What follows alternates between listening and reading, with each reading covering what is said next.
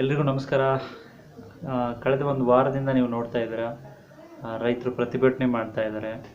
ಬೆಳಗಾವಿ ಜಿಲ್ಲೆ ಮೂಡಲಗಿ ತಾಲೂಕಿನ ಗುರ್ಲಾಪುರ್ ಕ್ರಾಸ್ನಲ್ಲಿ ಲಕ್ಷಾಂತರ ಜನ ರೈತರು ಸೇರಿ ಪ್ರತಿಭಟನೆ ಮಾಡ್ತಾ ಇದ್ದಾರೆ.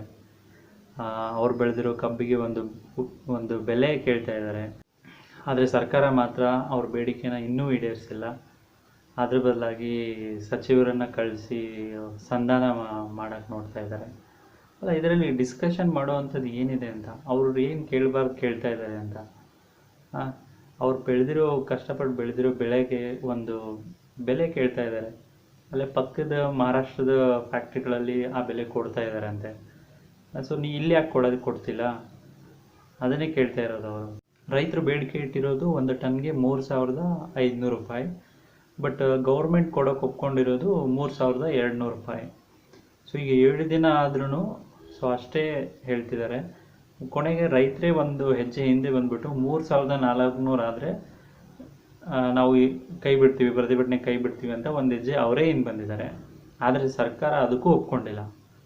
ಸೊ ಇನ್ನು ಇವರು 3,200 ಅಂತಲೇ ಕೂತ್ಕೊಂಡಿದ್ದಾರೆ. ಅಲ್ಲ, 7-8 ದಿನ ಆಯಿತು ಅವರು ಮನೆ ಮಠ ಬಿಟ್ಟು, ಸರಿಯಾಗಿ ಊಟ ಇಲ್ಲ, ನಿದ್ದೆ ಇಲ್ಲ, ಕೆಲಸ ಬಿಟ್ಟು ಎಲ್ಲ ಲಕ್ಷಾಂತರ ಜನ ರೋಡಲ್ಲಿ ಬಂದು ಕೂತ್ಕೊಂಡಿದ್ದಾರೆ. ಇಷ್ಟಾದ್ರೂ ಒಬ್ಬರು CM ಆಗಲಿ DCM ಆಗಲಿ, ಆ ಸಕ್ಕರೆ ಸಚಿವ ಅಂತ ಅವರು ಶಿವಾನಂದ ಪಾಟೀಲ್, ಸೊ ಅವನು ಇಷ್ಟೆಲ್ಲ 7 ದಿನ ಆದ್ರೂ ಅವನು ಆ ಸ್ಪಾಟ್ಗೆ ಬಂದಿಲ್ಲ. ಬಂದು ರೈತರದ್ದು ಅದು ಪರಿಹಾರ ಮಾಡೋದು ಸೆಕೆಂಡ್ರಿ, ಬಟ್ ಅಟ್ಲೀಸ್ಟ್ ಅಲ್ಲಿ ಬಂದು ಅವ್ರದ್ದು ಏನು ಸಮಸ್ಯೆ ಅಂತ ಅನ್ನೋದು ಕೇಳೋಕ್ಕಾದರೂ ಬಂದಿಲ್ಲ. ಇನ್ನೇನಕ್ಕೆ ಸಚಿವ ಆಗ್ಬೇಕು ನೀನು?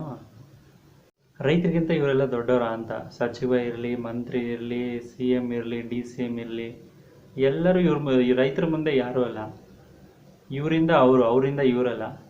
ಸೊ ಏನೇ ಸಮಸ್ಯೆ ಇದ್ರೂ ಇವರು ಜನಪ್ರತಿನಿಧಿಗಳಂತ ಆಗಿರೋದು ಏನಕ್ಕೆ ಹೇಳಿ?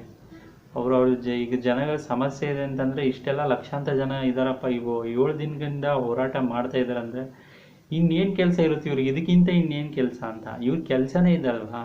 ಜನಪ್ರತಿನಿಧಿಗಳು ಅನ್ನೋದು ಇರೋದಕ್ಕೆ ಏನಕ್ಕೆ ಇವರು? ಜನಗಳಿಗೆ ಸಮಸ್ಯೆ ಆಗಿದೆ, ಜನಗಳಿಗೆ ಸಮಸ್ಯೆ ನೋಡ್ಕೋಬೇಕು ಅನ್ನೋದು ಇದೇ ಇವ್ರದ್ದು ಕೆಲಸ. ಇದನ್ನೇ ಮಾಡಿಲ್ಲ ಅಂದರೆ ಇನ್ನೇನು ಮಾಡ್ತಾರೆ ಇವರು? 7 ದಿನಗಟ್ಟಲೆ, 7-8 ದಿನ, ಒಂದು ವಾರಾನ್ಗಟ್ಟಲೆ ಬಂದು ರೋಡಲ್ಲಿ ಕೂತ್ಕೊಂಡಿದ್ದಾರೆ. ಆದರೂ ಇವರಿಗೆ ಒಂದು ಚಿಕ್ಕ ಕನಿಕರ ಕೂಡ ಇಲ್ಲ. ಹಾಗೆ ನೋಡಿದರೆ ರೈತರು ಕೇಳೋಕ್ಕೂ ಮುಂಚೆನೇ ನೀವೇ ಒಂದು ಸರಿಯಾದ ಬೆಲೆ ನಿಗದಿಪಡಿಸಿ ಈ ಕೆಲಸನ ಮಾಡಬೇಕು. ಬಟ್ ನೀವಂತೂ ಮಾಡಲ್ಲ. ಅಟ್ಲೀಸ್ಟ್ ಅವರು ಹೋರಾಟ ಮಾಡಿದಾಗ ಇಂಥ ಸಮಯದಲ್ಲಾದರೂ ಅವ್ನು ಕೇಳಿರೋ ಅಮೌಂಟ್, ಅದೇ ನೀವು ಸುಮ್ಮನೆ ಕೇಳ್ತಾ ಇದ್ದಾರಾ ಅಥವಾ ಏನೋ ಅಡ್ಡಾದಿಡ್ಡಿ ಕೇಳ್ತಾ ಇದ್ದಾರಾ? ಅದು ನ್ಯಾಯಯುತ ಬೆಲೆ ಇದೆ ಅಲ್ವಾ? ಅದು 3,500 ಕೊಡೋಕ್ಕೆ ಏನು ಸಮಸ್ಯೆ? ಅದೇ ನೀವು ಅಧಿಕಾರ ಬರೋಕ್ಕಾದರೆ ಗೃಹಜ್ಯೋತಿ, ಗೃಹಲಕ್ಷ್ಮಿ, ಶಕ್ತಿ ಯೋಜನೆ ಇಂಥವಕ್ಕೆಲ್ಲ ಕೋಟ್ಯಾಂತರ ರೂಪಾಯಿ ಮೀಸಲಿಡ್ತೀರಾ. ಅದೇ ರೈತ ಕೇಳಿದರೆ ಇಲ್ಲ ಅಂತೀರಾ. ಅವನೇನು ಫ್ರೀಯಾಗಿ ಕೇಳ್ತಾ ಇದ್ದಾನ? ನಂಗೆ ಫ್ರೀಯಾಗಿ ಸುಮ್ಮನೆ ನನಗೆ 3,500 ಕೊಡಿ ತಿಂಗಳಿಗೆ ಅಂತ ಏನಾದರೂ ಕೇಳ್ತಾ ಇದ್ದಾನ? ಅವ್ನು ಕಷ್ಟಪಟ್ಟು ಬೆಳೆದಿದ್ದಾನೆ, ಬೆವರು ಸುರಿಸಿ ಬೆಳೆದಿದ್ದಾನೆ, ಅದಕ್ಕೆ ಸರಿಯಾದ ಒಂದು ಬೆಲೆ ಕೇಳ್ತಾ ಇದ್ದಾನೆ. ಈ ಫ್ರೀ ಸ್ಕೀಮ್ಗೆಲ್ಲ ಇವಾಗ ನಮ್ಮ ಜನರ ದುಡ್ಡಲ್ಲಿ ಕೊಡ್ತಿಲ್ವಾ? ಇವತ್ತು HK ಪಾಟೀಲ್ ಹೋಗಿ ಹೇಳ್ತಾ ಇದ್ದಾರೆ, ನೀವು ಬೆಂಗಳೂರಿಗೆ ಬನ್ನಿ, ನಾನು ಮುಖ್ಯಮಂತ್ರಿ ಜೊತೆ ಮಾತಾಡಿಸ್ತೀನಿ, ಅಲ್ಲಿ ಸಭೆ ಮಾಡೋಣ, ಮಾತುಕತೆ ಮಾಡೋಣ ಅಂತ ಹೇಳ್ತಾ ಇದ್ದಾರೆ. ಅವ್ರೇನಕ್ಕೆ ಬೆಂಗಳೂರಿಗೆ ಬರಬೇಕು? ಅವ್ರು ಇಲ್ಲಿ ಬರಲಿ. ಲಕ್ಷಾಂತರ ಜನ ರೈತರು ಇಲ್ಲಿ ಕೂತಿದ್ದಾರಲ್ವಾ, ಅವ್ರು ಇಲ್ಲಿಗೆ ಬರಲಿ. ಇವ್ರು ಯಾಕೆ ಅಲ್ಲಿಗೆ ಹೋಗಬೇಕು? CM ಇರಲಿ, DCM ಇರಲಿ, ಮಂತ್ರಿ ಇರಲಿ, ಯಾರೇ PM ಇರಲಿ, ಯಾರೇ ಇದ್ರೂ ಕೂಡ ಜನಗಳಿಗೆ ಎಲ್ಲಿ ಸಮಸ್ಯೆ ಆಗಿದೆ ನೀವು ಅಲ್ಲಿಗೆ ಹೋಗಬೇಕು, ಜನನ ಅಲ್ಲಿ ಕರೆಸ್ಕೊಳ್ಳೋದಲ್ಲ. ಅದೇ ನಿಮ್ಮ ರಾಜಕೀಯ ವಿಷಯಕ್ಕಾಗಿ, ನಿಮ್ಮ ಅಧಿಕಾರ ಸಲುವಾಗಿ, ಕುರ್ಚಿ ಸಲುವಾಗಿ ಹೈಕಮಾಂಡ್ ಮೀಟ್ ಮಾಡೋಕ್ಕೆ ಡೆಲ್ಲಿಗೆಲ್ಲ ಹೋಗ್ತೀರಾ, ಅದಕ್ಕೆ ಟೈಮ್ ಇರುತ್ತೆ ನಿಮಗೆ. ಆದರೆ ಇಲ್ಲಿ ಜನ ಸಮಸ್ಯೆ ಆಗಿದೆ, ಲಕ್ಷಾಂತರ ಜನ ರೋಡಲ್ಲಿ ಕೂತಿದ್ದಾರೆ, ಆವಾಗ ನಿಮಗೆ ಇಲ್ಲಿ ಬರೋಕ್ಕೆ ಟೈಮ್ ಇರಲ್ಲ, ಅವ್ರಿಗೆ ಇಲ್ಲಿಗೆ ಬರೋಕ್ಕೆ ಹೇಳ್ತೀರ.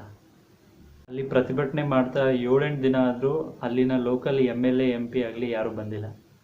ಅವ್ರಿಗೆಲ್ಲ ನೀವು ಎಲೆಕ್ಷನ್ ಟೈಮಲ್ಲಿ ಸರಿಯಾಗಿ ಬುದ್ಧಿ ಕಲಿಸ್ಬೇಕು. ನೆಕ್ಸ್ಟ್ ಇನ್ನು ಯಾವುದೇ ಎಲೆಕ್ಷನಲ್ಲಿ ಅವನು ಇದೇ ಲಾಸ್ಟ್ ಆಗಬೇಕು.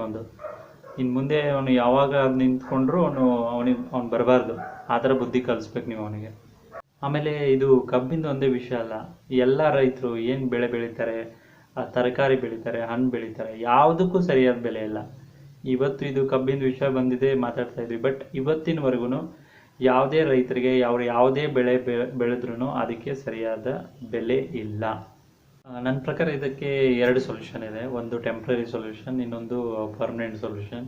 ಟೆಂಪ್ರರಿ ಸೊಲ್ಯೂಷನ್ ಏನಂದರೆ, ಸದ್ಯದ ಮಟ್ಟಿಗೆ ಒಂದು ವರ್ಷದ ಮಟ್ಟಿಗೆ ಕಬ್ಬನ್ನ ಕಡಿಮೆ ಬೆಳಿಬೇಕು. ಇಲ್ಲ ಅಂದರೆ ಒಂದು ವರ್ಷದ ಮಟ್ಟಿಗೆ ಕಬ್ಬು ಬೆಳಿಲಿಲ್ಲ ಅಂದರೆ ಉತ್ತಮ, ಬೆಳಿಲೇಬಾರ್ದು. ಸೊ ಅವಾಗ ಬೇಡಿಕೆ ಹೆಚ್ಚಾಗತ್ತೆ. ಸೊ ಆಟೋಮೆಟಿಕಲಿ ಕಾರ್ಖಾನೆಯವರು ಆಗಲಿ, ಸರ್ಕಾರ ಆಗಲಿ, ನೀವು ಕೇಳೋದಲ್ಲ, ಅವಾಗ ಅವರೇ ಬರ್ತಾರೆ. ಸೊ ಬಂದು ನಾವು ಏನು ಬೇಡಿಕೆ, ಏನು ರೇಟ್ ಇರುತ್ತೆ ಅವರೇ ಹೇಳ್ತಾರೆ. ಸೊ ಇದು ಒಂದು ಟೆಂಪ್ರರಿ ಸೊಲ್ಯೂಷನ್. ಆದರೆ ಇನ್ನೊಂದು ಪರ್ಮನೆಂಟ್ ಸೊಲ್ಯೂಷನ್ ಏನಂದರೆ, ನಿಮ್ಮವ್ರನ್ನೇ ಒಬ್ಬರನ್ನ ನೆಕ್ಸ್ಟ್ ಎಲೆಕ್ಷನಲ್ಲಿ ನಿಲ್ಲಿಸೋದು. ಸೊ ಆವಾಗಲೇ ಸಮಸ್ಯೆಗೆ ಪರಿಹಾರ. ಈಗ ಈ ಟೆಂಪ್ರರಿ ಸೊಲ್ಯೂಷನಿಂದ ಏನಾಗುತ್ತೆ ಅಂದರೆ, ಸರಿ ಇವತ್ತೇನೋ ಪ್ರತಿಭಟನೆ ಮಾಡಿದ್ವಿ, ಹೇಳಿದ್ರು, ಕೊಟ್ಟರು ಅಂತಲೇ ಅಂದ್ಕೊಳ್ಳಿ, ಇವತ್ತಿನ ಮಟ್ಟಿಗೆ ಸರಿ ಹೋಗುತ್ತೆ. ಬಟ್ ಮುಂದೆ ಮತ್ತೆ ಇದೇ ರಿಪೀಟ್ ಆಗ್ತಾ ಇರುತ್ತೆ. ಅದಕ್ಕೆ ನಿಮ್ಮೊಳಗೆ ಒಬ್ಬರು ನಿಂತ್ಕೊಂಡ್ರೆ ಈ ಸಮಸ್ಯೆಯಲ್ಲೇ ಇನ್ನು ಯಾವ್ದು ಬೇರೆ ಯಾವುದೇ ಸಮಸ್ಯೆ ಬಂದ್ರೂ ಎಲ್ಲದಕ್ಕೂ ಸೊಲ್ಯೂಷನ್ ಆಗುತ್ತೆ. ಆವಾಗ ನೀವು ಪ್ರತಿಭಟನೆ ಮಾಡೋ ಅವಶ್ಯಕತೆಯೂ ಇರೋದಿಲ್ಲ.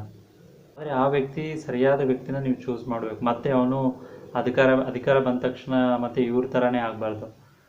ಪ್ರತಿಭಟನೆ ಅತಿರೇಕಕ್ಕೆ ಹೋಗೋಕ್ಕೂ ಮುಂಚೆ ರೈತರ ಬೇಡಿಕೆ ಏನಿದೆ ಅದನ್ನು ಈಡೇರಿಸಿ, ಅವ್ರು ಏನು ಅಮೌಂಟ್ ಹೇಳಿದ್ದಾರೆ ಅದಕ್ಕೆ ಒಪ್ಕೊಂಡು ಪ್ರತಿಭಟನೆನ ಮುಗ್ಸೋಕ್ಕೆ ನೋಡಿ. ಇಲ್ಲ ಅಂದರೆ ಮುಂದೆ ಆಗೋ ಅನಾಹುತಗಳಿಗೆ ನೀವೇ ನೇರ ಹೊಣೆ ಆಗ್ತೀರಾ. ನನಗನ್ಸಿರೋದನ್ನ ನಾನು ಹೇಳಿದ್ದೀನಿ. ಸೊ ಇದ್ರ ಬಗ್ಗೆ ನಿಮ್ಗೇನು ಅನಿಸುತ್ತೆ ಕಾಮೆಂಟ್ ಮಾಡಿ.